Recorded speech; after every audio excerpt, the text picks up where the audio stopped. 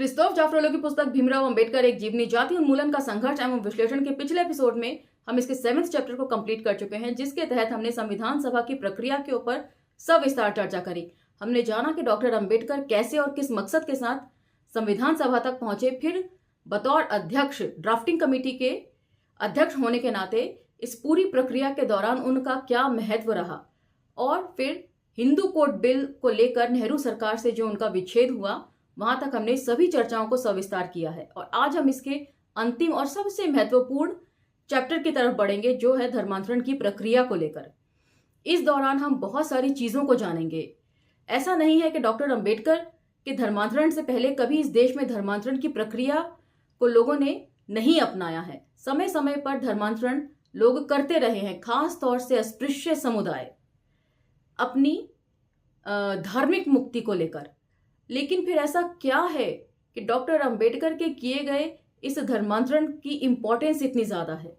उसके पीछे जहां तक मेरी समझ काम करती है, सबसे बड़ा कारण यह है कि डॉक्टर अंबेडकर से पहले जाति के प्रश्न को किसी ने भी राजनीतिक तौर पर हल करने की कोशिश नहीं करी।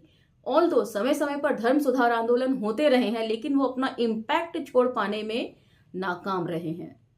और डॉक्टर अंबेडकर ने राजनीतिक तौर पर इस जातिगत मसले को हल किया और इसका समाधान प्रस्तुत किया, जिसमें उन्हें अभूतपूर्व सफलता मिली। उसके बाद धर्मांतरण की प्रक्रिया के दौरान क्या क्या बातें हुई, उनके मोहम्मडन्स को लेकर, ईसाइयत को लेकर और सिख धर्म को लेकर क्या विचार रहे, इन सब चीजों के ऊपर विस्तार से हम इस चैप्टर में चर्चा करेंगे। हर एपिसोड इसका महत्वपूर्ण है, अंत तक सभी एपिसोड सुनिएगा। तो चलिए मेरे साथ। जय भीम, मैं शालिनी और आप देख रहे हैं अंबेडकर नामा। चैप्टर 8, धर्मांतरण का समाधान। हर बार की तरह डॉक्टर अंबेडकर के भाषण के एक्सट्रैक्ट से यहां भी शुरुआत है। सबसे पहले डॉक्टर अंबेडकर के भाषण को सुनते हैं। मैं इन झूठे राजनीतिक चुनावों से कोई वास्ता नहीं रखना चाहता। ऐसे झूठे चुनावों के दम पर तो मैं प्रधानमंत्री भी बन सकता था, मगर मेरे लिए उसका कोई मूल नहीं है। मैंने बुद्ध धर्म अंगीकार कर लिया है। यहाँ हर जगह बुद्ध धर्म ही लिखा है, तो कमेंट सेक्शन में बुद्ध धम होना चाहिए ऐसा मत लिखिएगा, क्योंकि बुक में जो लिखा है मैं वही पढ़ रही हूं। मैंने बुद्ध धर्म अंगीकार कर लिया है। मैं चाहता हूं कि आप भी इसे अपनाएं। अस्पृश्य ही नहीं बल्कि सारे भारत और यहां तक कि सारे संसार के लोग इसे अपनाएं। यह धर्म मुझे तमाम इंसानों के लिए, उनकी खुशियों के लिए, सबके प्रति प्रेम के लिए काम करने को प्रेरित करता है। इस धर्म को न केवल मनुष्यों द्वारा बल्कि देवताओं द्वारा भी अपनाया जाना चाहिए। तो यहाँ देवताओं की क्या डेफिनेशन है ये नहीं मेंशन की गई है, मगर हम चंद कम्युनिस्टों को छोड़ दें तो दुनिया में कोई भी ऐसा नहीं है जो किसी न किसी धर्म को न चाहता हो। सच्चा धर्म वही है जो सबको समान अवसरों का आश्वासन दे। बाकी सारे धर्म फर्जी हैं। तो यहाँ पर नास्तिकतावाद को भी डॉक्टर अंबेडकर जो है वो नकार रहे हैं। ये महत्वपूर्ण बिंदु है। और ये भाषण कब का है और कहां से एक्सट्रैक्ट लिया गया है वो जानिए। बंबई में 14 जनवरी 1955 को दिया गया अंबेडकर का भाषण MS Gore the social context of an ideology, page 220 पर उद्धृत। अब टेक्स्ट पर लौटते हैं। जाति व्यवस्था से मुक्ति के साधन के रूप में धर्मांतरण को अस्पृश्य समुदाय के बहुत सारे लोग पहले भी आजमा चुके हैं। न ही ईसाई मिशनरी लोगों को अपने धर्म की ओर आकर्षित करने के लिए इस तर्क का सहारा लेने के पीछे रहे हैं। 19वीं शताब्दी के आखिरी दौर में महाराष्ट्र के ज्यादातर नव ईसाई दरअसल महार ही थे। ये 1876 और 1889 के अकालों के एक परिणाम भी था, जब मिशनरी ही समाज के सबसे वंचित तबकों की रक्षा के लिए सामने आए थे। Footnote 1। J Gokhale from concessions to confrontation, page 159 and 160। तो हमने जब फूले दंपति की अपील पड़ी थी अकाल अभावों को लेकर, आपको याद होगा पत्रिका देश हरियाणा के माध्यम से, तो उसमें भी इन अकालों का जिक्र था। मगर अंबेडकर को हिंदू धर्म त्यागने के लिए ऐसी किसी नजीर का सहारा लेने की जरूरत नहीं थी। जाति व्यवस्था के उनके विश्लेषण से ही उनके फैसले का औचित्य साफ हो जाता था। उनके विश्लेषण की ताकत और मौलिकता इस निष्कर्ष में थी कि सामाजिक सोपान क्रम विद इन ब्रैकेट यानी कि ऊंच नीच की व्यवस्था हिंदू धर्म का अंतर्निहित अंग है। मतलब हिंदू धर्म टिका ही असमानता के ऊपर है। लिहाजा इस धर्म को छोड़ना ही समानता पाने का एकमात्र जरिया था। अंबेडकर द्वारा एक अन्य धर्म अपनाने के संबंध में पहला जिक्र 1927 में मिलता है। महान आंदोलन के दौरान उन्होंने कहा था कि हम समाज में बराबरी के लिए अधिकार चाहते हैं। हम हिंदू धर्म में रहते हुए हर संभव हद तक ये समानता हासिल करेंगे, या अगर जरूरत पड़ी तो इस निरर्थक हिंदू पहचान को लात भी मार देंगे। और अगर हिंदू धर्म को छोड़ना लाजमी हो जाता है तो हमारे लिए मंदिरों की परवाह करना जरूरी नहीं होगा। Footnote 2, MS Gore, the social context of an ideology, page 91 में उद्धृत। तो 1927 में ही डॉक्टर अंबेडकर ने इसके ऊपर सोचना शुरू कर दिया था। आपको याद होगा पुस्तक के स्टार्टिंग में ही जब हमने बुक का इंट्रोडक्शन पढ़ा था तो हमने क्रिस्तोफ जाफरेलो के शब्दों में स्पष्ट तौर पर इसको पढ़ा था, जिसमें क्रिस्तोफ जाफरेलो कहते हैं कि अपनी जिंदगी के सबसे अहम फैसले यानी कि धर्मांतरण को लेने के लिए डॉक्टर अंबेडकर ने सबसे ज्यादा समय लगाया। उसी साल कुछ दिन पहले जलगांव अर्थात बरार डिप्रेस्ड क्लासेस कॉन्फ्रेंस की इसी आशय का एक प्रस्ताव भी पारित किया गया था। सम्मेलन की अध्यक्षता खुद अंबेडकर कर रहे थे। इसी के कुछ दिन बाद करीब 1 दर्जन महारों ने इस्लाम धर्म अपना लिया था। इससे रूढ़िवादी हिंदुओं में काफी असंतोष फैला था और वे स्पृश्यों को नए कुओं के इस्तेमाल की छूट देकर इस आंदोलन के प्रभाव को समाप्त करना चाहते थे।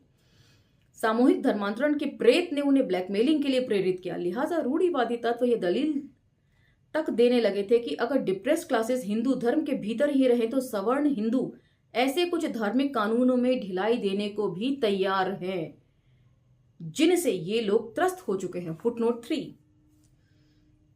डी की डॉक्टर अंबेडकर, पेज 130 से लेकर 132 में उद्धृत। कुछ समय बाद नासिक के पास स्थित एक गांव में स्पृश्यों ने अंबेडकर को बताया कि वे इस्लाम अपनाने को तैयार नहीं हैं, मगर अंबेडकर ने उन्हें धीरज रखने के लिए कहा।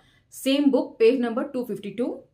मई 1932 में बुद्ध महासभा के महासचिव ने अस्पृश्यों से बौद्ध धर्म अपनाने का आह्वान किया, मगर इसका कोई खास असर नहीं हुआ था। सेम बुक, पेज नंबर 200 में उद्धृत। अंबेडकर ने एक संभावित रणनीति के रूप में धर्मांतरण पर गंभीर सोच विचार 30 के दशक के शुरुआती सालों में ही शुरू कर दिया था। तो कितना समय लगा था उन्हें सोच विचार करने में, क्योंकि ये उनकी जिंदगी का सबसे अहम फैसला था। और इससे ये भी पता चलता है कि डॉक्टर अंबेडकर जो है वो हिंदू धर्म से विच्छेद नहीं करना चाहते थे, बल्कि उसमें सुधार की गुंजाइश को देखते हुए वे उसमें सुधार करना चाहते थे। लेकिन फाइनली उनकी सभी कोशिशें जो हैं वो मटियामेट हो गई। अगला टॉपिक, धर्मांतरण सामाजिक मुक्ति की रणनीति। समानता की खातिर धर्म बदलना। 1933 के वसंत में अंबेडकर ने तीसरे गोलमेज सम्मेलन में स्पृश्यों के प्रतिनिधि के रूप में साथ आए गवई को बताया था कि वे हिंदू धर्म छोड़ने पर विचार कर रहे हैं। उन्होंने कहा था कि इस्लाम उन्हें पसंद नहीं है और उनका झुकाव बुद्ध धर्म की तरफ बढ़ता ही जा रहा है। फुटनोट 4, डी की डॉक्टर अंबेडकर से पेज नंबर 240 पर यह बात उद्धृत है। फिर 1935 तक उन्होंने इस दिशा में कोई नया संकेत नहीं दिया। अक्टूबर 1935 में उन्होंने येवला में डिप्रेस्ड क्लासेस के प्रतिनिधियों की एक मीटिंग का संचालन किया, जो उन्होंने पिछले 10 साल के संघर्ष का जायजा लेने के लिए बुलाई थी। यह अवसर इस लिहाज से महत्वपूर्ण था कि अब अंबेडकर को ऐसा लगने लगा था कि उनका आंदोलन एक मोड़ बिंदु पर पहुंच गया है और उसे नए आवेग के साथ फिर से शुरू करना जरूरी है। इसके बाद उन्होंने धर्मांतरण का अपना फैसला सुनाया। फुटनोट 5, पूरा सेंटेंस करने के बाद इसको पढ़ते हैं। जो मंदिर प्रवेश के लिए चलाए गए उनके आंदोलन के माध्यम से हिंदुइज्म के साथ घनिष्ठ समेकन की उनकी चेष्टाओं की विफलता से पैदा हुआ था। फुटनोट 6। तो दोनों फुटनोट्स को एक साथ पढ़ लेते हैं। डी कीर की पुस्तक डॉक्टर अंबेडकर से पेज 252, 9 नवंबर 1935 को हिंदू धर्म त्याग नामक समिति ने ऐसे अस्पृश्यों की सूची तैयार की जो हिंदू धर्म छोड़ने को तैयार है। इजीलिए डॉक्टर अंबेडकर, पेज 206, इस पर भी ये मेंशन है।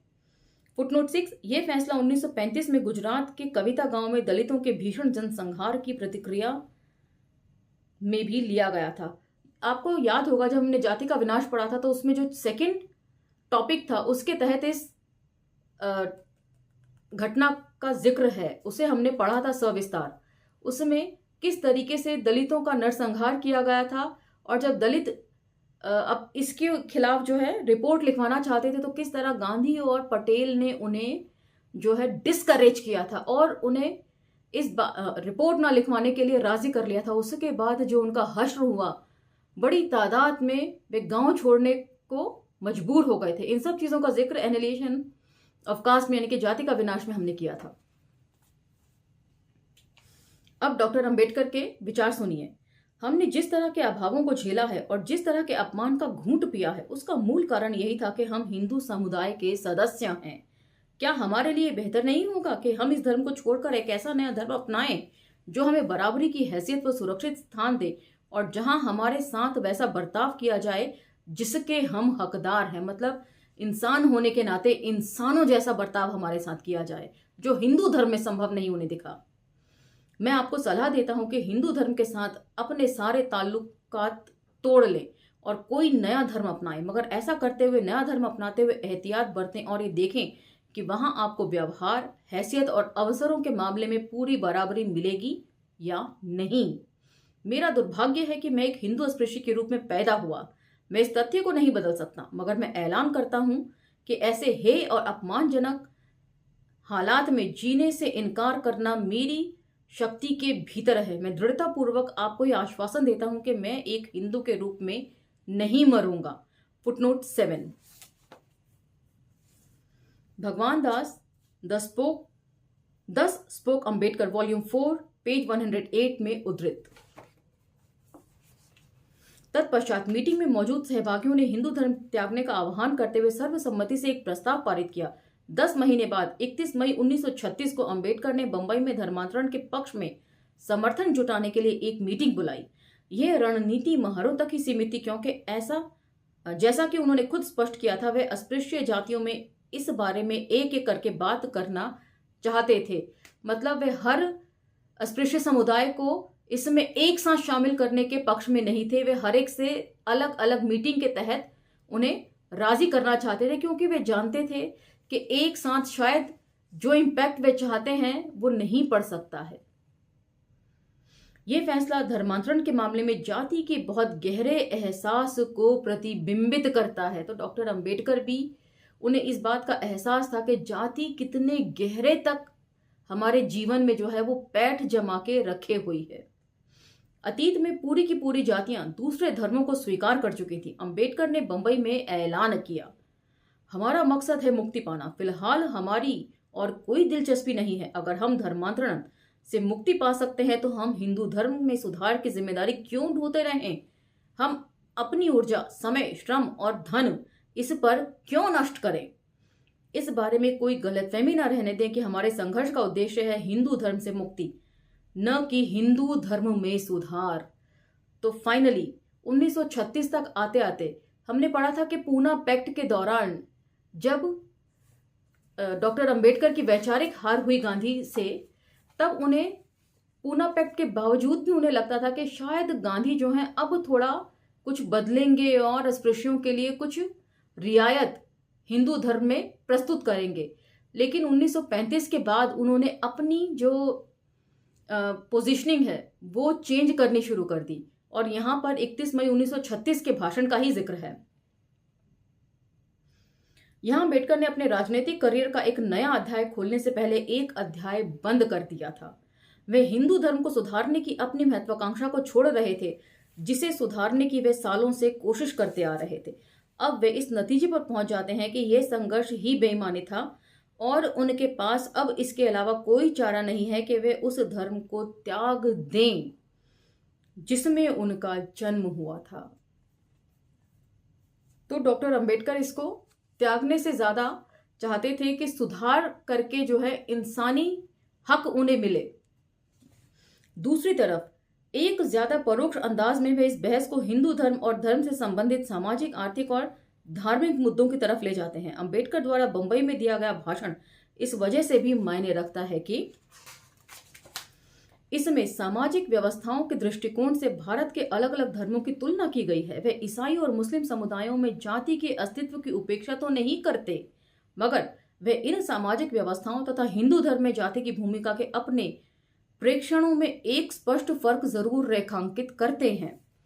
अगर मुस्लिम और ईसाई अपने अपने धर्मों में जाति व्यवस्था के उन्मूलन के लिए आंदोलन छेड़ें तो उनके धर्मों की तरफ से इसके रास्ते में कोई रुकावट पैदा नहीं होगी, मगर हिंदू अपने धर्म को ध्वस्त किए बिना जाति व्यवस्था को ध्वस्त ही नहीं कर सकते। फुटनोट 9। भगवान दास 10 स्पोक अंबेडकर वॉल्यूम 4 पेज 51। तो बहुत अच्छा एनालिसिस डॉक्टर अंबेडकर यहां पर दे रहे हैं कि अस्पृश्यों को अधिकार देने के मामले में चाहे वे मुस्लिम धर्म हो चाहे वे ईसाई धर्म हो, उन्हें अपने धर्म में फेरबदल नहीं करना पड़ेगा, इसलिए उनके लिए ज्यादा आसान है। जबकि हिंदू धर्म को अपने मौलिक विचारों में ही परिवर्तन किए बगैर अस्पृश्यों को समानता का अधिकार देना पॉसिबल ही नहीं है। यह विश्लेषण अंबेडकर के चिंतन में सबसे केंद्रीय विचार को दर्शाता है, यानी हिंदू धर्म एक ऐसा धर्म है जो ऊंच नीच की बुनियाद पर खड़ा है, जबकि दूसरे धर्मों में समानता को महत्व दिया जाता है।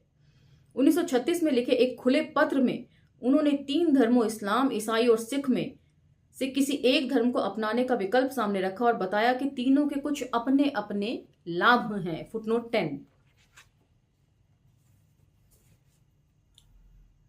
देखें Indian annual register 1936 volume 1 Calcutta 1936 page 277। अब ये जानना बहुत इंपॉर्टेंट है, इसे जरा ध्यान से सुनिए कि डॉक्टर अंबेडकर ने तीनों धर्मों का साथ में जो एनालिसिस किया है उसको सुनिए।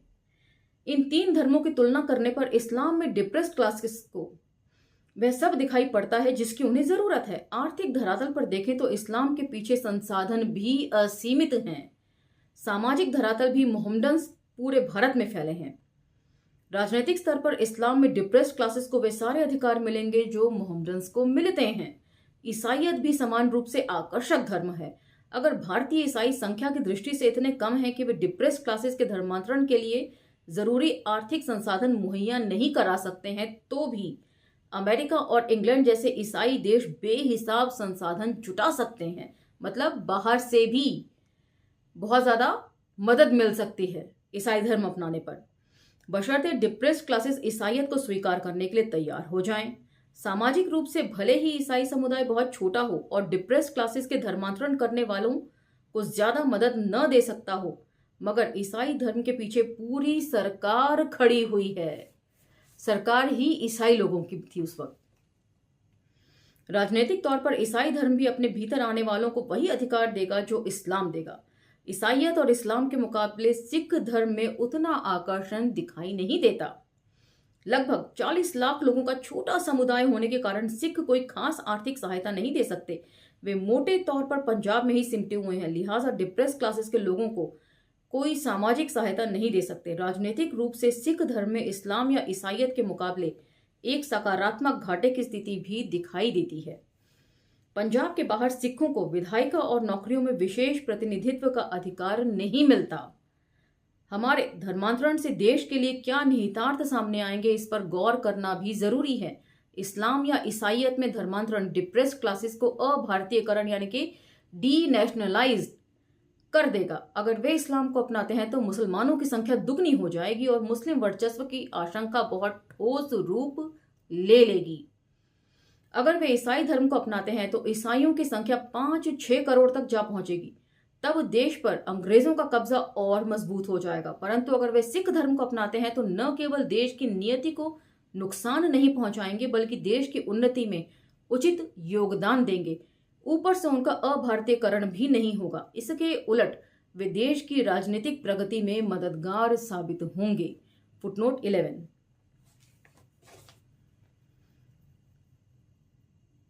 Indian annual register 1936 volume 1 Calcutta 1936 page 278। तो ये सारी बातें डॉक्टर अंबेडकर ने जो कही हैं आप इस पन्ने पर देख सकते हैं। अंबेडकर इस्लाम और ईसाई धर्म अपनाने को अस्पृश्यों के अभारतीयकरण में योगदान देने वाला और स्वतंत्र संघर्ष को कमजोर करने वाला फैसला मानते हैं। इस तथ्य से जाहिर हो जाता है कि अभी भी उन्होंने पृथकतावादी विमर्श को पूरी तौर पर नहीं अपनाया था। आने वाले सालों में यह स्वर तेजी से मुखर होने लगा था। फुटनोट 12।